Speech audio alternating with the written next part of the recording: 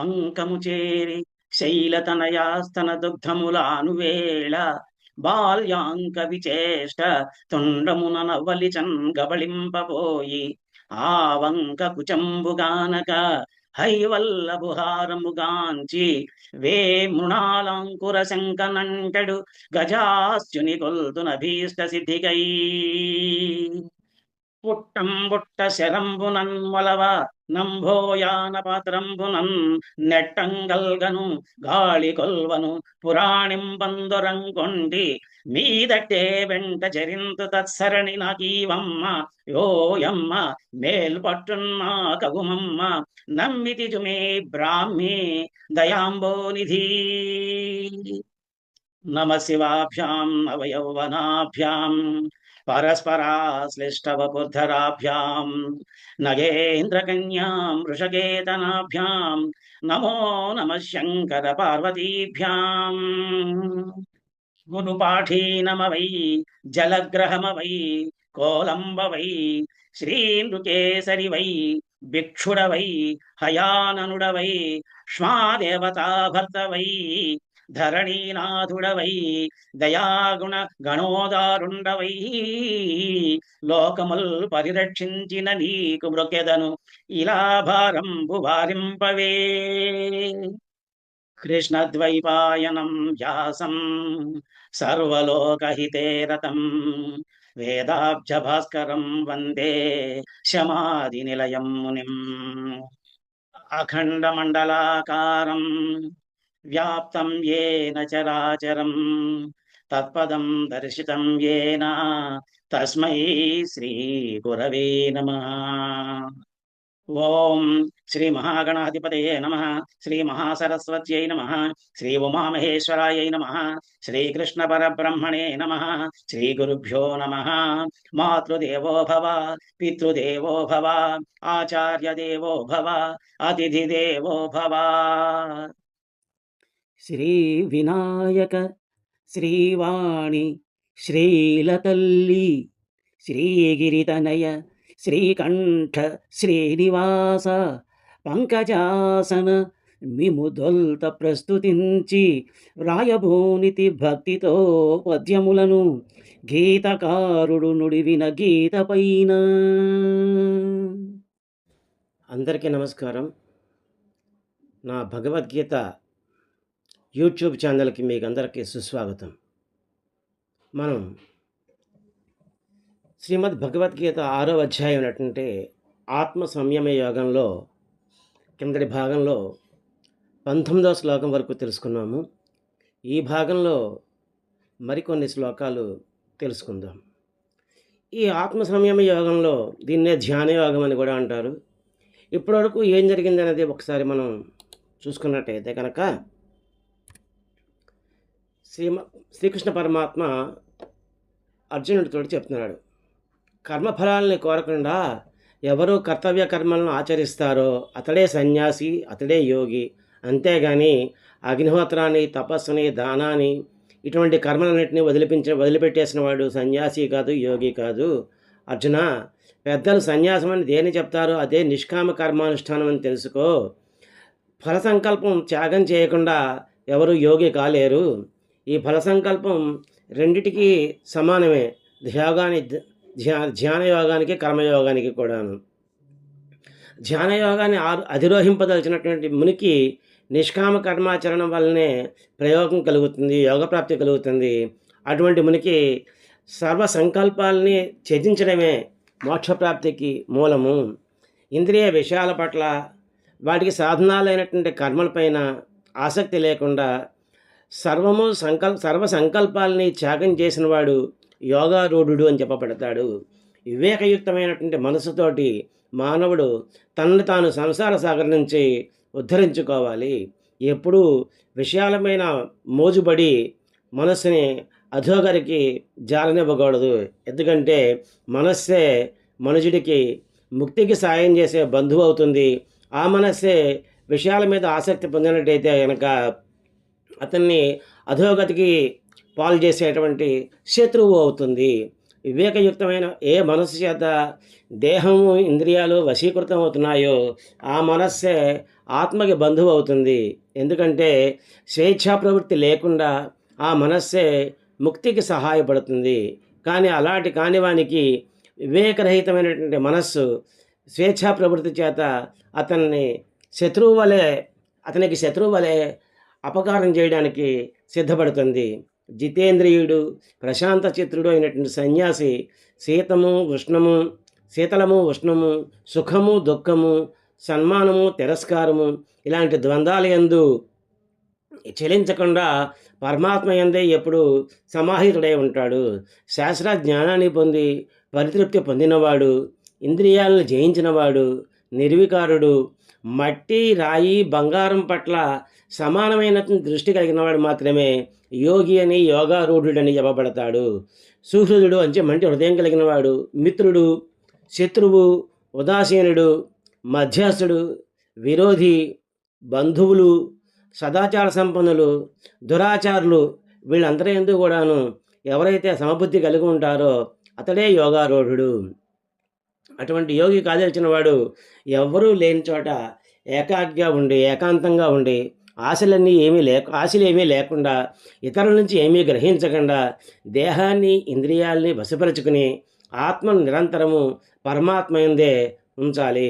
పవిత్రమైనటువంటి స్థానంలో అంత ఎత్తుగా కానిది అంత కిందగా కానిది దర్భలు చర్మము వస్త్రముతోటి పరిచినటువంటి స్థిరమైనటువంటి ఆసనాన్ని ఏర్పరచుకుని బాహ్య అంతర ఇంద్రియ కార్యాలని నిరోధించి ఏకాగ్ర మనస్కుడై చిత్తశుద్ధి కొరకు యోగాన్ని అభ్యసించాలి.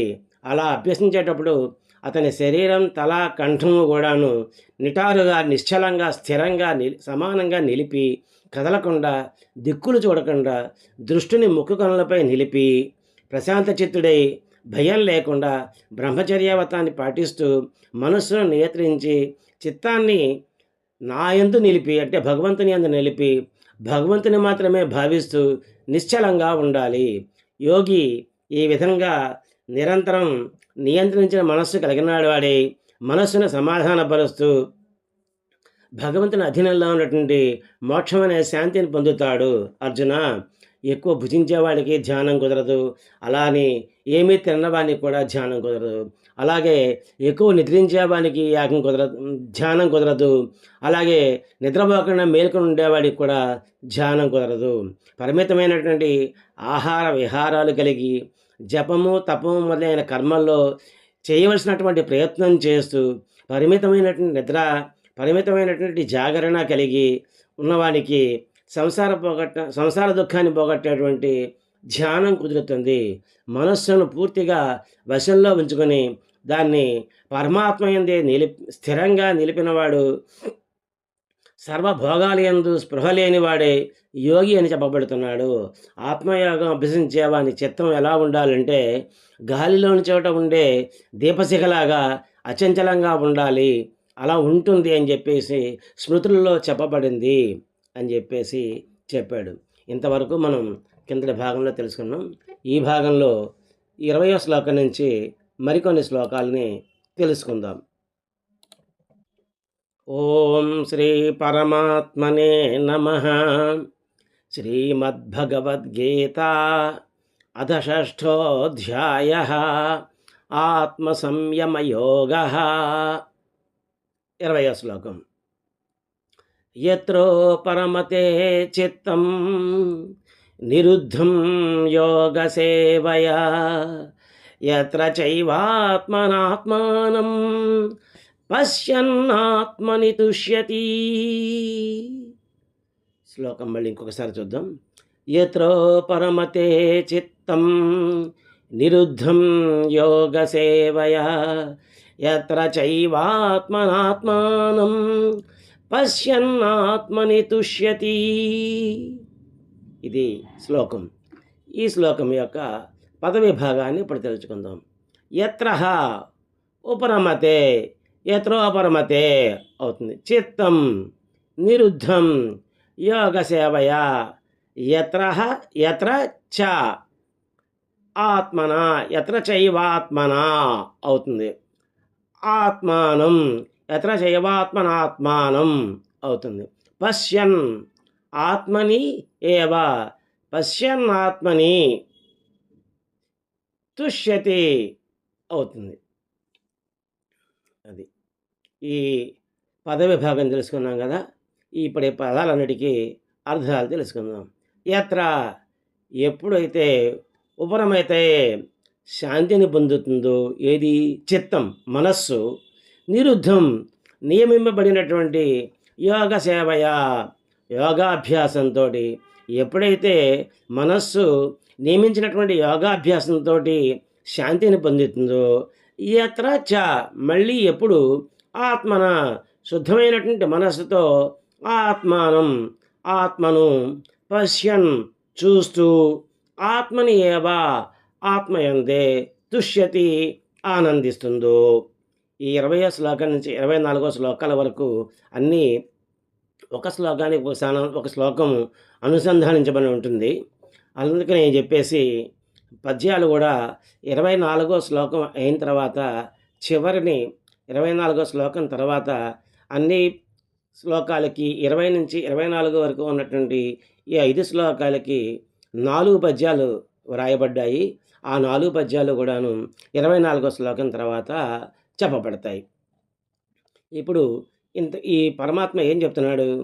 ఎప్పుడైతే మనస్సు శాంతి పొందుతుందో, ఎలాగా నియమించబడినటువంటి యోగాభ్యాసం చేస్తూ శాంతి పొందుతుందో, ఇంకా ఎప్పుడైతే ఆత్మ శుద్ధమైన మనస్సుతో ఆత్మయందే చూస్తూ ఆనందిస్తూ ఉంటుందో అని చెప్పేసి. దీని యొక్క భావం ఏమిటంటే, ధ్యాన యోగ సాధన చేత నియమింపబడినటువంటి మనస్సు శాంతిని పొంది పరమాత్మని ధ్యానించడం ద్వారా పవిత్రమైన సూక్ష్మబుద్ధితో పరమాత్మను సాక్షాత్కరింపజేసుకుని ఆ పరమాత్మ యందే యోగి ఆనందిస్తూ ఉంటాడు. తర్వాత 21వ శ్లోకం. సుఖమాత్యంతికం యత్తత్ బుద్ధిగ్రాహ్యమతీంద్రియం వేత్రి యత్ర న చైవాయం స్థితశ్చలతి తత్వతః. శ్లోకం మళ్ళీ ఇంకొకసారి చూద్దాం.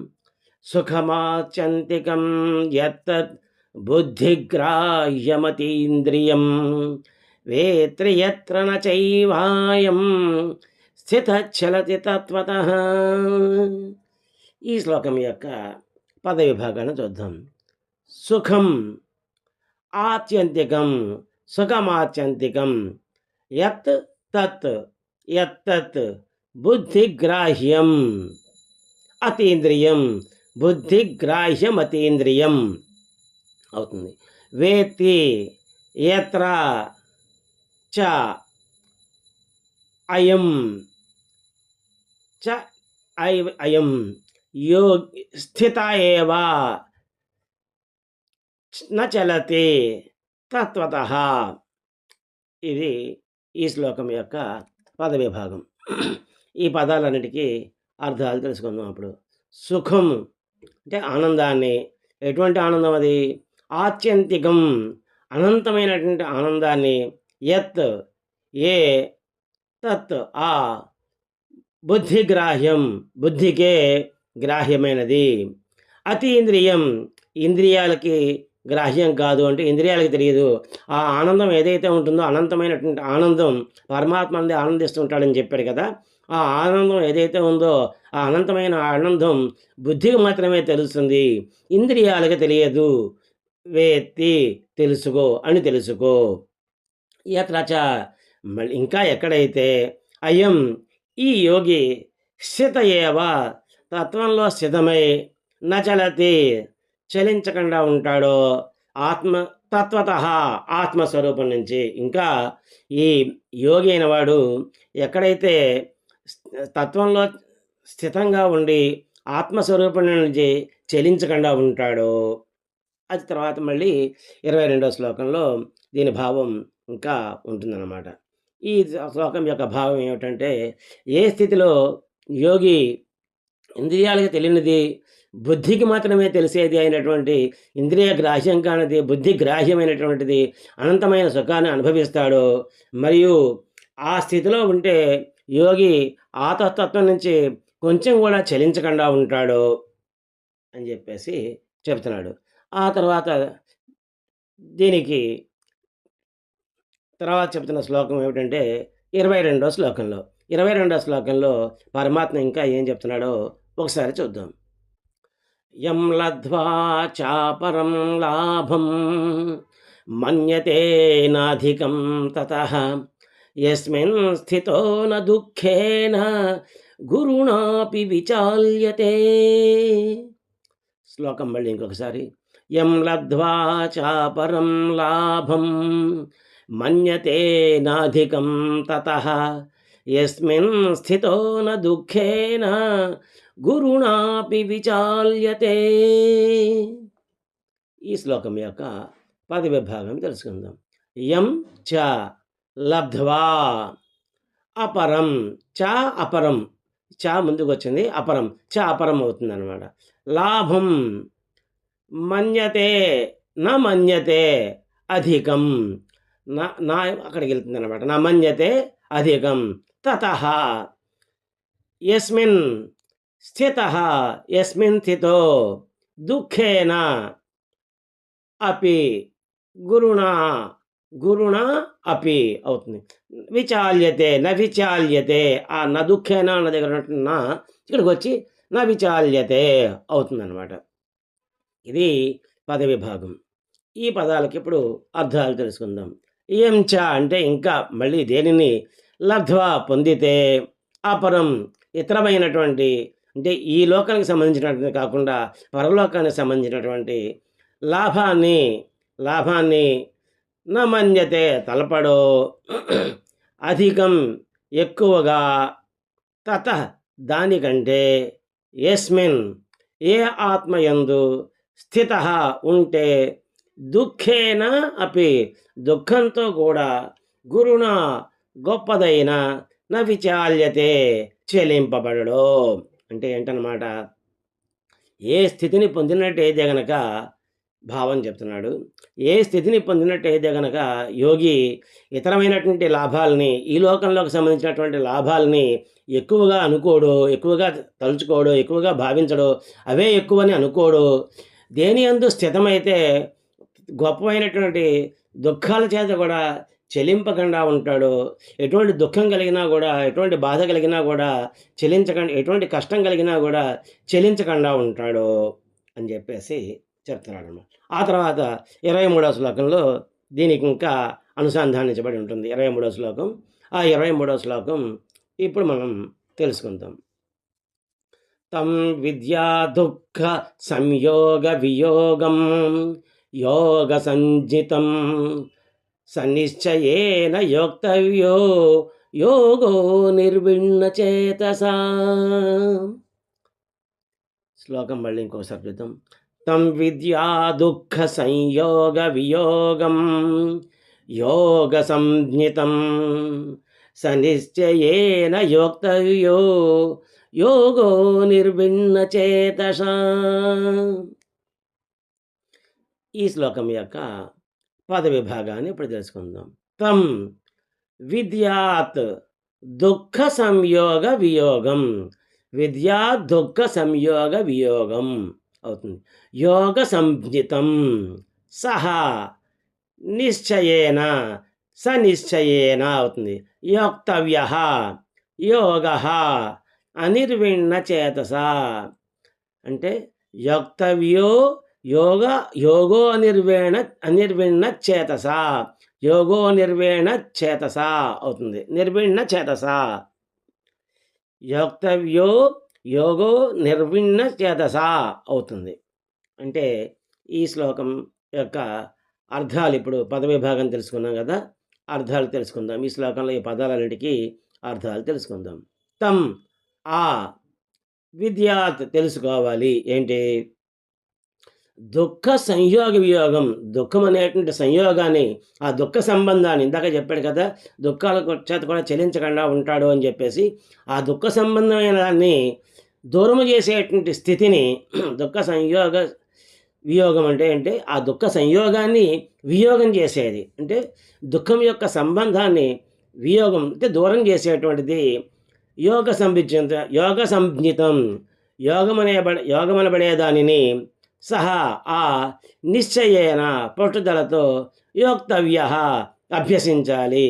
యోగం అనిర్విణ్ణ చేతసా విసుగులేని మనసుతో. ఏం చెప్తున్నాడు అనమాట, ఏ స్థితిని పొందితే ఇతరమైన లాభాలను ఎక్కువగా భావించకుండా దేని యందు స్థితమైతే గొప్ప దుఃఖాల చేత కూడా చెల్లింపకుండా ఉంటాడో ఆ దుఃఖ సంయోగాన్ని, అంటే ఆ దుఃఖాల సంబంధాన్ని దూరం చేసేటువంటి స్థితిని అతను తెలుసుకోవాలి. ఎలా తెలుసుకోవాలి? నిశ్చయేన పట్టుదలతోటి యోక్తవ్య అభ్యసించాలి. దేన్ని? యోగాన్ని అనిర్విణ్ణ చేతస విసుగులేని మనసుతోటి తెలుసుకోవాలి. విసుగులేని మనసుతోటి ఆ యోగాన్ని అభ్యసిస్తూ ఉండాలి. ఆ దుఃఖం దూరం చేసే స్థితిని పొందడం కోసం అని చెప్పేసి విసుగు లేకుండా మనస్శాస్త్రం అంటే చెలిస్తూనే ఉంటుంది.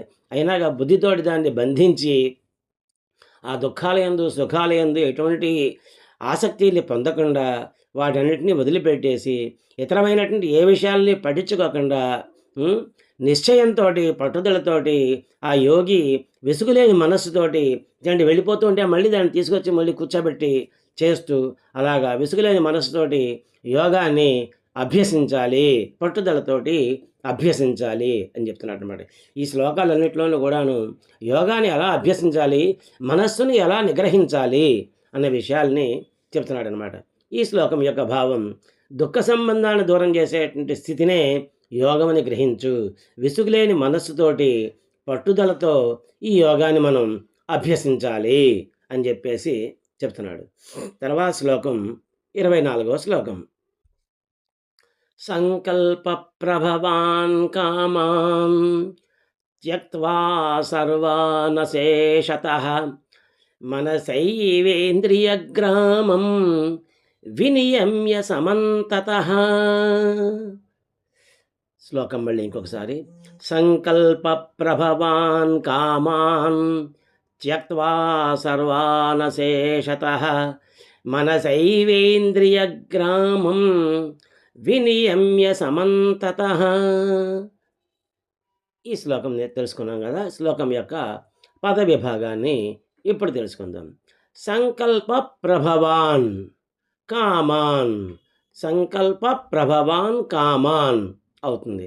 త్యక్త్వా సర్వాన్ అశేషతః, సర్వాన్ అశేషతః మనస ఏవ ఇంద్రియగ్రామం, మనసైవేంద్రియగ్రామం అవుతుంది. వినియమ్య సమంతతః. ఇది ఈ శ్లోకం యొక్క పద విభాగం. ఈ పదాలన్నిటికీ ఇప్పుడు అర్థాలు తెలుసుకుందాం. సంకల్ప ప్రభవాన్ అంటే మనసులో కలిగేటువంటి సంకల్పం వల్ల కలిగేటువంటి కామాన్ కోరికలని త్యక్త్వా వదిలిపెట్టి, ఆ కోరికలు ఎటువంటివి? అన్నీ కూడాను, సర్వాన్ అన్నీ కూడాను ఎలా వదిలిపెట్టాలి? అశేషత పూర్తిగా శేషం లేకుండా వదిలిపెట్టేసేయాలి. మనసా ఏవ మనసు చేతనే ఇంద్రియగ్రామం ఇంద్రియ సమూహాలని వినియమ్య మరల్చి, ఎట్నుంచి? సమంతత అన్ని వైపుల నుంచి మరల్చాలి అని చెప్పేసి చెప్తున్నాడు. అంటే ఏంటనమాట, సంకల్పం వల్ల కలిగేటువంటి, అంటే మనసులో కలిగే సంకల్పాల వల్ల కలిగేటువంటి కోరికలన్నింటినీ, అన్ని కోరికలన్నింటినీ పూర్తిగా వదిలిపెట్టేసి మనస్సు చేతనే ఇంద్రియ సమూహాన్ని మరిల్చి, అన్ని వైపుల నుంచి మరిల్చి ధ్యానం పైన దృష్టి ఉంచుకోవాలి అని చెప్పేసి చెప్తున్నాడు అనమాట. ఇప్పుడు ఈ 20 నుంచి 24 శ్లోకాల వరకు ఉన్నటువంటి పద్యాలని వరుసగా మనం తెలుసుకుందాం. మనసు నిగ్రహమయ్యుండి మసలు చోట ఆత్మయోగమున సుఖమునందు చోట ఇంద్రియములు చేతను కాక నిర్మలమగు బుద్ధితో యోగిన చెడ పొందుచుండు. మనస్సు పద్యం మళ్ళీ ఇంకొకసారి. మనసు నిగ్రహమయ్యుండి మసలు చోట ఆత్మయోగమున సుఖమునందు చోట ఇంద్రియముల చేతనుగాక నిర్మలమగు బుద్ధితో యోగి నచ్చడ పొందుచుండు. ఆ తర్వాత పద్యం. బుద్ధితో యోగి తన తత్వము వదలకను ఏది దొరికిన పిదప తానేది అయినా తన మనస్సునందింకను తలచకుండు ఎచటయున్నను ఎంతటి దుఃఖమేని లేక. పద్యం మళ్ళీ ఇంకొకసారి చూద్దాం. బుద్ధితో యోగి తన తత్వము వదలకను ఏది దొరికిన పిదప తానేది అయినా తన మనస్సునందింకను తలచకుండు ఎచట ఉన్నను ఎంతటి దుఃఖమేని లేక. తర్వాత పద్యం. కొంచెమేని తాను చెలింపకుండి మరియు దుఃఖమన్నదించుకయైనను లేకయుండు దాని యోగమనుచు నీవు తలచవలయు మనసునందున పుట్టుచు మసలు నట్టి. పద్యం మళ్ళీ ఇంకొకసారి చూద్దాం. కొంచెమేని తాను చెలింపకుండి మరియు దుఃఖమన్నది ఇంచుకనైన లేక యుండు దాని యోగమనుచు నీవు తలచవలయు మనసునందున పుట్టుచు మసలు నట్టి. ఆ తర్వాత పద్యం. వాంఛలన్నీయు పూర్తిగా వదిలిపెట్టి ఇంద్రియములను మనసుచే నిగ్రహించి తగులు సందేహములనన్ని తలపకుండా యోగమభ్యసమున తానుండవలయు. పద్యం మళ్ళీ ఇంకొకసారి. వాంఛలన్నీయు పూర్తిగా వదిలిపెట్టి ఇంద్రియములను మనసుచే నిగ్రహించి తగులు సందేహములనన్ని తలపకుండా యోగమభ్యసమున తానుండవలయు. ఈ శ్లోకాల తాలూకు భావాలని మనం తెలుసుకున్నాం కదా. ఈ పద్యాల తర్వాత మళ్ళీ ఒకసారి ఆ భావాలని మనం గుర్తు చేసుకుందాం. ఏం చెప్తున్నాడు? ధ్యాన యోగ సాధనతోటి నిగ్రహింపబడినటువంటి మనస్సు శాంతిని పొంది పరమాత్మను ధ్యానించడం ద్వారా పవిత్రమైనటువంటి సూక్ష్మమైన బుద్ధితో పరమాత్మను చేసుకుని యోగి ఆ పరమాత్మనందే ఎప్పుడైతే ఆనందిస్తూ ఉంటాడో, ఏ స్థితిలో యోగి ఇంద్రియాలకు అందనిది బుద్ధికి మాత్రమే అందేది తెలిసేది అయినటువంటి అనంత సుఖాన్ని అనుభవిస్తూ ఉంటాడో, మరియు ఆ స్థితిలో ఉంటే ఆ యోగి ఆత్మతత్వం నుండి కొంచెం కూడా చలించకుండా ఉంటాడో, ఏ స్థితిని పొందితే యోగి ఇతరమైనటువంటి లాభాలను ఎక్కువగా భావించకుండా ఉంటాడో, దేని యందు స్థితమై ఉంటే గొప్పవైన అంటే దేని యందు స్థితమై ఉంటాడంటే యోగంలో అటువంటి యోగంలో స్థితమై ఉంటే గొప్పమైనటువంటి దుఃఖాల చేత కూడా చెలింపకుండా ఉంటాడో, దుఃఖ సంబంధాన్ని దూరం చేసే స్థితినే ఆ యోగమని గ్రహించు. విసుగులేని మనసుతోటి ఈ యోగాన్ని అభ్యసించాలి. తర్వాత సంకల్పం వల్ల కలిగే అన్ని కోరికల్ని పూర్తిగా వదిలిపెట్టి మనస్సు చేత ఇంద్రియ సమూహాన్ని అన్ని వైపుల నుంచి మరల్చాలి అని చెప్పేసి ఈ 5 శ్లోకాల యొక్క భావం. ఆ తర్వాత శ్లోకం 25వ శ్లోకం. శనైరుపరమేత్ బుద్ధ్యా ధృతి గృహీతయా ఆత్మసంస్థం మనః కృత్వా న కించిదపి చింతయేత్. శ్లోకం మళ్ళీ ఇంకొకసారి. శనైరుపరమేత్ బుద్ధ్యా ధృతి గృహీతయా ఆత్మసంస్థం మనః కృత్వా న కించిదపి చింతయేత్. ఈ శ్లోకం యొక్క పద విభాగం తెలుసుకుందాం. శనై ఉపరమేత్, శనైరుపరమేత్ అవుతుంది. బుద్ధ్యా ధృతి గృహీతయా ఆత్మసంస్థం మనః కృత్వా కించిదపి న చింతయేత్. నా ముందు అక్కడ ఉన్న నా ఇక్కడికి వస్తుంది. న చింతయేత్, ఇది పద విభాగం. ఈ పదాలన్నిటికీ ఇప్పుడు అర్థాలు తెలుసుకుందాం. శనై అంటే మెల్లిమెల్లిగా, ఉపరమేత్ బాహ్య విషయాల నుంచి దృష్టిని మరల్చు. ఎలా మరల్చాలి? బుద్ధి చేత ధృతిగృహీతయా ధైర్యంతో గ్రహింపబడినటువంటి బుద్ధితేట ఆత్మసంస్థం ఆత్మయందు స్థిరమయ్యేలా మనస్సుని కృత్వా చేసి కించితపి కొంచెం కూడా నచింతయేత్ చింతింపకూడదు. అంటే ఏం చెప్తున్నాడు అనమాట? మెల్లమెల్లగా బాహ్య విషయాల నుంచి దృష్టిని మనస్సు యొక్క దృష్టిని మరలింపజేసి బుద్ధితోటి ధైర్యంగా ఉన్నటువంటి బుద్ధితోటి మరలింపు చేసి ఆత్మయందు స్థిరంగా ఉండేలా చేసి కొంచెం కూడా దాని విషయాల గురించి చింతింపకూడదు అని చెప్పేసి చెప్తున్నాడు అనమాట. ఇతర విషయాలు ఏమీ కూడాను కొంచెం కూడా చింతింపకూడదు అని చెప్పేసి చెప్తున్నాడు అనమాట. ఈ శ్లోకం పైనటువంటి పద్యాన్ని చూద్దాం. బాహ్య విషయములన్నీయు వదిలిపెట్టి ధైర్యముందిన బుద్ధితో మెల్లగాను ఆత్మయందున మనసును చింతలేక స్థిరముగా నుండునటుల శాంతి నిలుపవలే. పద్యం మళ్ళీ ఇంకొకసారి చేద్దాం. బాహ్య విషయములన్నీయు వదిలిపెట్టి ధైర్యముందిన బుద్ధితో మెల్లగాను ఆత్మయందున మనసును చింతలేక స్థిరముగా నుండునటుల శాంతి నిలుపవలే. ఏం చెప్తున్నాడు భావం, ఈ శ్లోకం యొక్క భావం. ధైర్యంతో కూడినటువంటి మనస్సుతోటి మెల్లిమెల్లిగా బాహ్య విషయాల నుంచి నీ దృష్టిని, నీ మనస్సుని మరలించు. అలా మరలించి ఆ మనస్సు ఆత్మయందు స్థిరమయ్యేలాగా నిలిపి ఇతర విషయాలేమీ చింతింపకు అని చెప్పేసి చెప్తున్నాడు అనమాట. ఆ తర్వాత శ్లోకం 26వ శ్లోకం. ఈ శ్లోకంలో ఒకసారి చూద్దాం. యతో యతో నిశ్చరతే మనశ్చంచలమస్థిరం తతస్తతో నియమ్యైతత్ ఆత్మన్యేవ వశం నయేత్. శ్లోకం మళ్ళీ ఇంకొకసారి. యతో యతో నిశ్చరతి మనశ్చంచలమస్థిరం తతస్తతో నియమ్యైతత్ ఆత్మన్యేవ వశం నయేత్. ఈ శ్లోకం యొక్క పద విభాగం చూద్దాం. యతః యతః యతో యతో అవుతుంది. నిశ్చరతి మనః చంచలం అస్థిరం మనశ్చంచలం అస్థిరం అవుతుంది.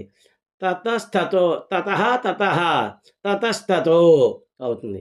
నియమ్య ఏతత్ నియమ్యైతత్ ఆత్మని ఏవ ఆత్మన్యేవ వశం నయేత్. ఇది ఈ శ్లోకం యొక్క పద విభాగం. ఇప్పుడు ఈ పదాలకి అర్థాలు తెలుసుకుందాం.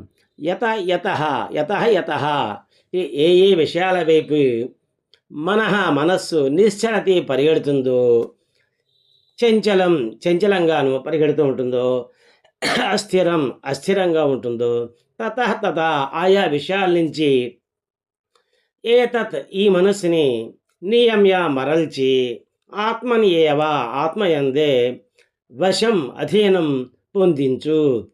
అంటే అర్థం ఏంటన్నమాట, ఈ మనసు తిన్నగా ఉండకుండా చంచలమైనటువంటి మనస్సు ఏం చేస్తుందంటే ఎటువంటి విషయాలపైనకో పరిగెట్టుకుపోతూ ఉంటుంది.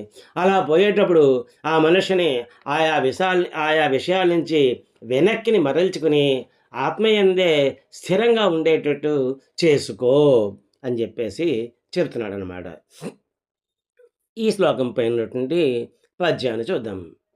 అస్థిరమును చంచలమగునట్టి మనసు ఎచట నెచట తిరుగునో తెలుసుకొనుచు అచట నచట నుండి మరల్చి ఆత్మయందు నిలుపు తీరముగా యోగము సలుపగాను. పద్యం మళ్ళీ ఇంకొకసారి చూద్దాం. అస్థిరమును చంచలమగునట్టి మనసు ఎచట నెచట తిరుగునో తెలుసుకొనుచు అచట నచట నుండి మరల్చి ఆత్మయందు నిలుపు తెరముగా యోగము సలుపగాను. ఈ శ్లోకం యొక్క భావం. చంచలము అస్థిరమైనటువంటి మనస్సు ఏ ఏ విషయాల వైపు పరిగెడుతుంటుందో ఆయా విషయాల నుంచి మనస్సుని మరల్చి ఆత్మయందే స్థిరంగా ఉంచి యోగం సలుపు అని చెప్పేసి చెప్తున్నాడు అనమాట. యోగం ఎలా చేయాలి అనేటువంటి విషయాల్ని, ధ్యానం ఎలా చేసుకోవాలి, యోగం ఎలా నేర్చుకోవాలి అనే విషయాల గురించి శ్రీకృష్ణ పరమాత్మ చెబుతున్నాడు. ఇప్పటివరకు ఈ భాగంలో ఇంతవరకు తెలుసుకున్నాం. వచ్చే భాగంలో మరికొన్ని శ్లోకాల గురించి తెలుసుకుందాం. హరి ఓం తత్సత్. గీతాశాస్త్రమిదం పుణ్యం యః పఠేః ప్రయతః పుమాన్ విష్ణోః పదమవాప్నోతి భయశోకాదివర్జితః.